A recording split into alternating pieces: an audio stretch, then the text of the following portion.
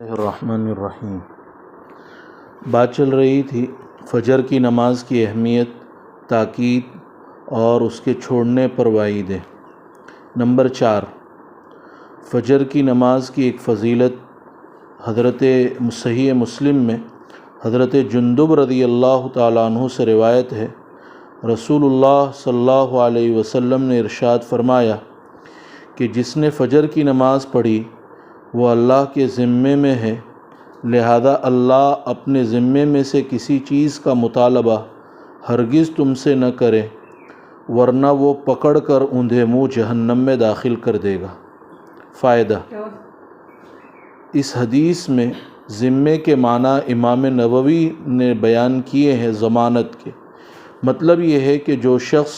صبح کی نماز ادا کرے گا اس کو خدائی ضمانت یعنی گارنٹی حاصل ہوگی۔ اور بعض حضرات کہتے ہیں ذمے کے معنی امان کے ہیں۔ مطلب یہ ہے کہ صبح کی نماز پڑھنے والا خدا کے امان میں ہے، اس کے لیے ہر تکلیف گزن سے محفوظ ہونے کی گارنٹی ہے۔ پھر جو شخص اللہ تعالیٰ کی ضمانت، حفاظت اور امان میں ہو، اس کو دنیا اور آخرت کی کون سی چیز پریشان کر سکتی ہے؟ کس کی مجال اور طاقت ہے کہ جو احکم الحاکمین کے حکم کے خلاف کر سکے؟ بلا شبہ سب سے بڑا امان اور سب سے اہم خدائی ضمانت ہے، لیکن اس کو حاصل کرنے کے لیے کتنا سہل اور آسان نسخہ بیان کیا ہے کہ صبح کی نماز جماعت سے ادا کر لی جائے۔ یہ انتہائی شفقت اور رحمت نہیں تو اور کیا ہے؟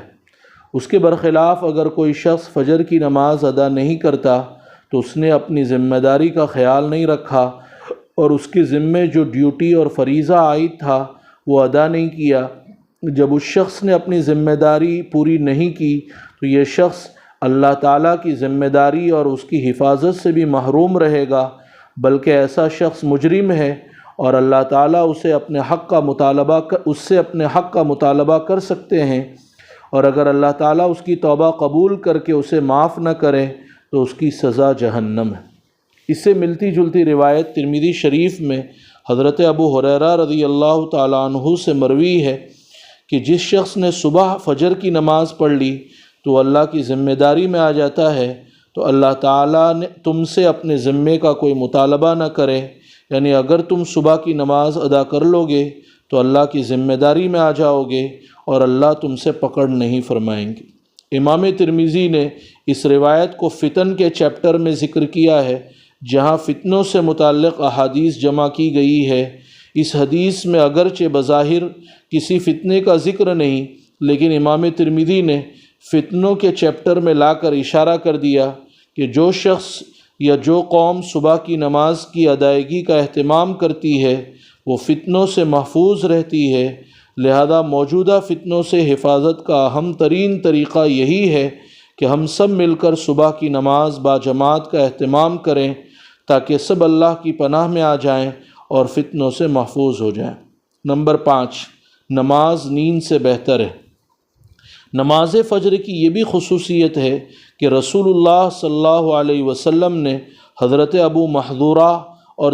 دیگر مؤذنین کو یہ تعلیم فرمائی کہ صبح کی اذان میں الصلاۃ خیر من النوم 2 مرتبہ کہا جائے۔